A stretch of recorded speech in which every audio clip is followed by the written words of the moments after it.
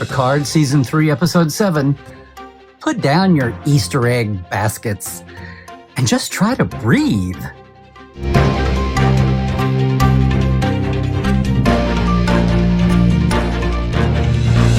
Hey, it is Dr. Trek, Larry Nemecek, coming at you here from the heart of Trekland through Portal 47, letting the dust settle just a little bit on all the Trek headlines so that, instead of a quick take or a fast take, you get a second opinion from Dr. Trek. Hey, I have been writing, authoring, interviewing, hosting, analyzing, interpreting, dot connecting, and yes, fanning Star Trek for a while now.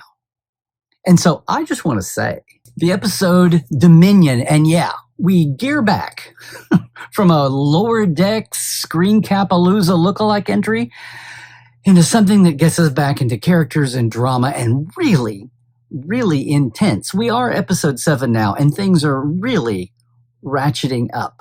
But it starts off by making me smile. The Chintaka scrapyards, apparently left over from not one, but 2 battles during the Dominion War, remember, 25, 26 years earlier. Wow, that's a mess. Over by Cardassian space. That means they sure are bopping around known space here. I mean, it is only 36 hours now until Frontier Day. Frontier Day.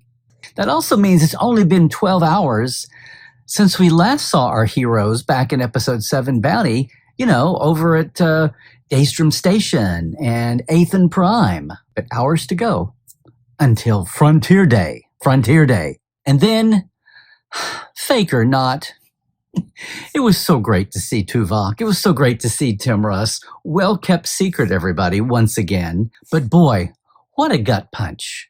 What a gut punch for that scene to play out the way it did. And hey, did we see history in Star Trek? Has the musical score ever been weaponized like this? I mean, once again, you get the happy tune, V'ger. You get all the good feels. You're so glad things are going to be happy-dappy and hunky-dory, and they're going to be able to trust Tuvok, and then, pow, jerk the carpet out from under you. The truth hurts. And so sneaky. Tim had to enjoy having the ears on and getting to play Tuvok that way. But wow. Weaponized soundtrack. Well played. Well played, Terry, and writer and co-EP Jane Maggs, and composer Frederick Wiedemann. Nice job.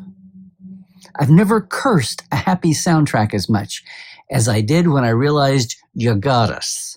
And purely on the selfish audience side, I really hope we get some assurance as the episodes progress that all of these changelings that have been duplicated, the real counterparts, the ones that have been doppelganged, can just massively be unleashed back. I mean, I hope this isn't the end of Tuvok. Please, please. I mean, he survived every alternate universe through 7 years.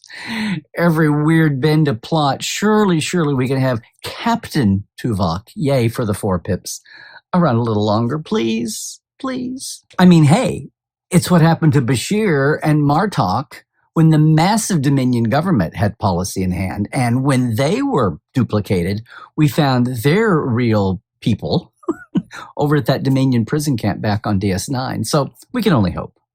Or can we? Okay, so little things.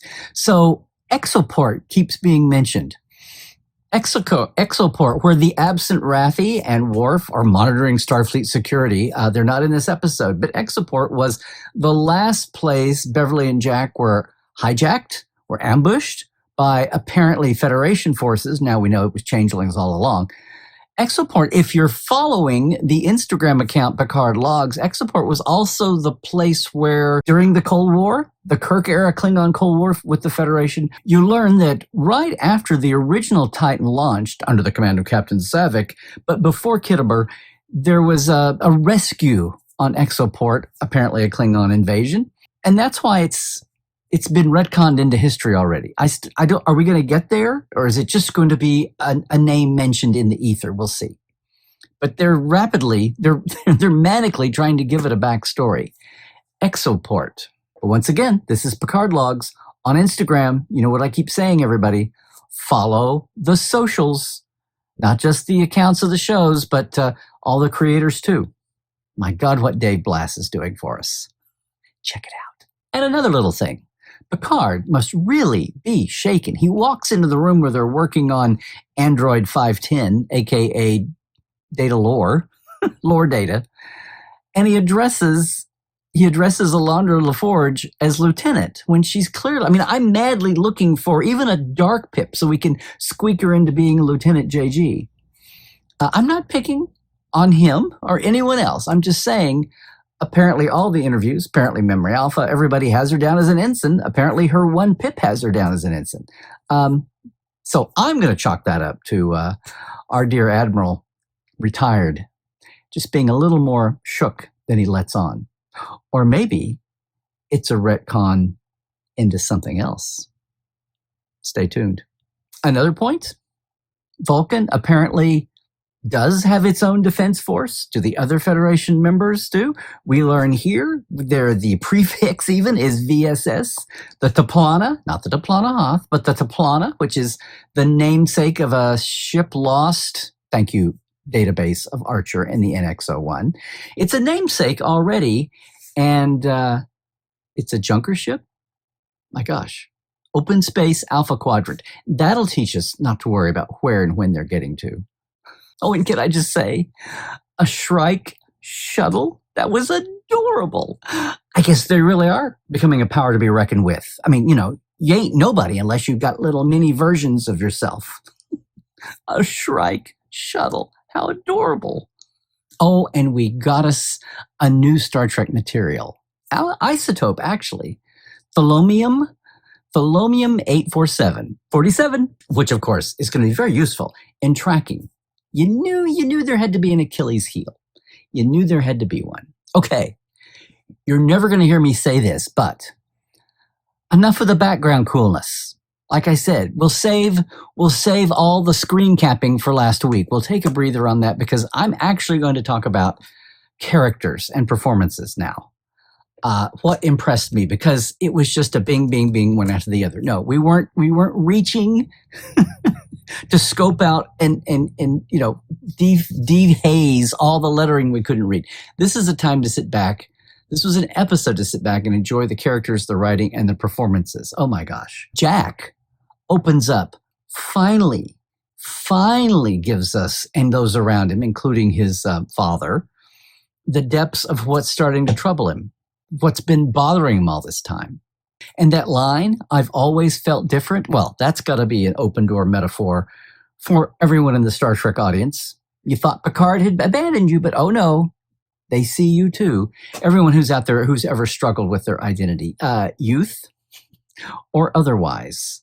I just felt like that line was really going to resonate. And his anguish and his feeling of being lost. Even his feeling of wanting to sacrifice himself for the good of the many. But hey, whatever is going on with him, that was a mind touch and a hand touch. With Sydney? Oh, and by the way, have not spoken of this, but wow. Ashley Sharp Chestnut. How far she has brought that role in just 6-7 episodes to make us care as much as we do about her. It's been a masterful job of writing, creating the character, little bits over all the episodes, and then good on Ashley for bringing it across to the point where we care so much about her, especially as this episode unwinds. The POV inner monologue motif was a little different for Star Trek. That threw me a little bit at first. I wondered who was doing telepathy. That's Star Trek voiceover. But it works. It works. It is that awkward, right in the middle of galactic crisis, you've got a guy coming onto you awkwardly, sweetly, but nope, no time to debate that. We've got all out fight to the death going on. Stay tuned. And wow, Shaw gets his nose bloody again. Well, more than his nose. I'm sitting here thinking, okay, so O'Brien's not part of this story, so it's not O'Brien who must suffer. And, Geordi's sitting over there saying, ho, no, been there, done that. I'm a Commodore now. So it's falling to Shaw to be the poor the poor limp dish rag that gets beat up week in and week out almost. You feel sorry for him. He's getting his sympathy in the hard way. But I will remind you, at heart, he's an engineer. Apparently the engineers are the ones that always take it on the chin, or whatever's handy. And hey, good old Bev. You gotta admire her, holding up for the extremes of the moral position. Wow. Elucidating it, verbalizing the fact that she was unhappy with considering what she was having to consider. But if you remember, it goes back with Hugh Borg and I Borg. She was the one who spoke up against weaponizing Hugh by injecting him with a virus that would then infect the entire collective that way, which is eventually the path they took. But Bev was the one out of the gate who was not comfortable with that. So, yay, what a great callback here. But notice, she's still got that mom instinct. She is the one who leads off the interrogation. She's alone with Vadic when Vadic is captured. Wants to know what the hell is up with her son. After 6-7 episodes, she finally gets to ask the question. And she's almost about to get an answer. And then we spin the wheel and come around to Data lore. Lore Data. Android M510. Well, of course, his new body form vessel is more complex than it had ever been before. You think all those years Geordi invested in his me time with Data are going to pay off now? Of course not. It's a whole new world up there. It's a whole new puzzle. I mean, it's too bad that Sung and B5 have been, denigrated in the mix here. But what that really does then is allow all the focus to fall on Data and lore as this android body toggles back in pain, in agony almost, between the two of them. It really brings it into sharp focus and sharp relief and really gives, Geordi, among others, something to play off of. I mean, again, I hope Brent is having the time of his life going back to playing these characters again, which is initially something you'd never want to do again. But this is meaty. He's never had this dual character in one package to play back and forth with. And I'm hoping to hear that it was a great challenge and a lot of fun for him to play, because we're all enjoying the hell out of it. It really is like something he's never had to do before. It's like all of them, everywhere, all at once. But the other half of that equation, I must say, Geordi, LeVar, listen, bud, that scene, the pain, the anguish, and of course, it's a dad's anguish. It's a father's anguish knowing his daughter's out there. The very thing he guarded against. I really feel like this is the engineer's therapy hour. You've got Shaw, everything he worried about coming home to roost as a prime, pristine Captain X engineer with his own ship. But Geordi, everything that he looked so bad for thinking, where's the spirit, Dad? Where's the family? Come on, you were young once. Well, this is his nightmare come true. And of course, one of those actresses is his daughter. So LeVar's got all kinds of things to play with here, as if he needs it. But he's wringing all the anguish in that scene. You think they've milked it once too often, but it never goes there.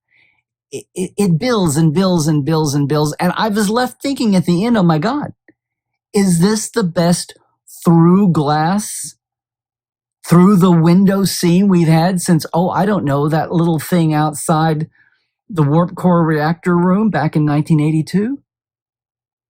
Best use of window scene this century? Yeah, goes to LeVar Burton and the stoic Brent Spiner. Wow. Did you feel it? I did. And as if Geordi / LeVar's performance wasn't enough, we are back to, I guess it's villain's choice. We are back to just being gobsmacked watching Amanda Plummer. No, chewing the scenery does not do this justice. She's got so many things to play and making so many interesting choices. In fact, this episode starts off, we actually see Vadic stressed. She's under the gun. She's at her wit's end, which is saying something for a changeling keeping human form. But that initial scene where she's encountering the face again. And the mystery of that is you really feel for her. You're actually sympathetic for Vatic for a second. But hey, if that didn't work on you, hold my beer, says the dramatist. She's got that scene coming up to finally unravel her angst, finally unravel her motivation. And we actually feel even more sympathy for her. So she was one of the 10 POWs. It's almost a tragicomic echo of Odo and his 100 changelings, but, far more sinister. There's blame to go around all over. The point here is that she grew up raged. Shaw had the line a couple of weeks ago that they've been terrorized, weaponized. They've been radicalized. Yeah, the vast majority, and we get it in lines here. We get the vast majority of the Old Dominion changelings are there, but she actually comes apart and saying that those who are apparently in the movement, in the infiltration, they are giving up their long life. They're going to live a shorter life and be in pain just to be able to experience their revenge, which is about as twisted as it gets, no matter what species you are. Because there's been plenty of humans that have done the same thing in real life as well as in drama. I mean, her backstory scene, her anguish, her justification, it's right out of Mengele. But at least Mengele was purely for the cruelty. They weren't trying to weaponize, as Starfleet Section 31, whoever was behind what happened to her, weren't looking to weaponize them to turn back as spies against us. Basically, an elevated version of the Hugh plot.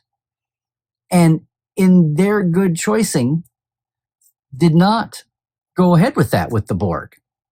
As you remember, the brass later on came down and investigated Picard, and he was questioned about it. That was opposed by the higher-ups at the time. Well, look what's happened here 25 years earlier. And what was that little operation called? Project Proteus. And we say, yeah, Proteus. Okay, some mythic whatever.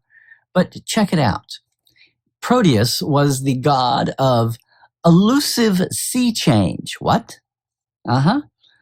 Which suggests the constantly changing nature of the sea, the liquid quality of the oceans and the life therein, right? The water. Proteus can foretell the future, but he hates it. He tries to avoid it. He will change his shape to avoid being forced to tell the future. He answers only to those who are capable of capturing him. Okay, nicely done once again. But again, we do have it made clear to us that this is not a Dominion-wide infiltration. This is a select group of those who are really feeling angsty about it. There's plenty of them, but you still get the feeling it's a small band, but they're multiplying their numbers now as they shapeshift throughout the Federation, throughout Starfleet. How much of Starfleet actually is corrupted? Is it only the key ships? Is it only enough people to whatever the sabotage is going to be for Frontier Day? And all of them apparently led by Vatic herself. Although we still don't know what the impact of the face and what that is, but what she's doing is clearly, well, look, it's the antithesis of what happened to Odo, who took his form as a kind of a relief, first just for convenience, and then eventually made peace with the fact that he was emulating Dr. Pohl. Remember Maura Pohl, the Bajoran scientist who found him in his lab, Odo et al. Nothing. But he really wasn't into the abuse. It was just misguided science. Vatic knows full well that her scientific experimenter was about abuse and that they were being weaponized. And the fact that she took that person's form, was her name Vatic as well? That person's form was purely out of revenge and spite and hate, and that is what is fueling her. It's a completely the same, but 180 from Odo and his choice of form. And the more this goes on, the more I keep thinking that this is a mirror held up to compare and contrast. And I keep thinking of our beloved Odo. And of course, our beloved late great Rene Aubergenois. But wait, changelings are familial? How the heck does that work? Oh, I almost forgot this. At last, a turbo lift that works like a turbo lift. It's hitting decks once a second. I mean, it's a great device to build the tension, but a turbo lift that really works like a turbo lift. But here's what I'm left with. After all of this, after the lingering mysteries of Jack, after the lingering mysteries still of the face, this was slid right by us. You have to go listen. Lore Data, Android M5 does mention the fact that there's some kind of a, what did they say? Anomalous form inside Picard, and that his diagnosis of Irumodic syndrome might not be accurate. Well, we've got 3 hours left, episodes 8, 9, and 10. I guess that's 3 hours to find out what the hell is going on. Will the pace of time slow down because we're hours away from Frontier Day? Frontier Day! And if nothing else, I guess that is a perfect place to wrap this up and sign off on this second opinion. But hey, what did you think? Whoa. Leave a comment below, okay? Hey, like and subscribe, would you? Boost the signal. I dare you to subscribe for some sanity in Star Trek. But most of all, now, if you crave more Dr. Trek and our Trekland point of view, I invite you to check out all of our live streams and our podcasts and our experiences like Trekland Treks, day tours of Vocation film sites, and the Trek Files podcast for Roddenberry, our Tuesdays Trekland Live, more second opinions, and of course, Cadet Alice. Everything that you can find over at LarryNemecek.com. Trek well, everybody.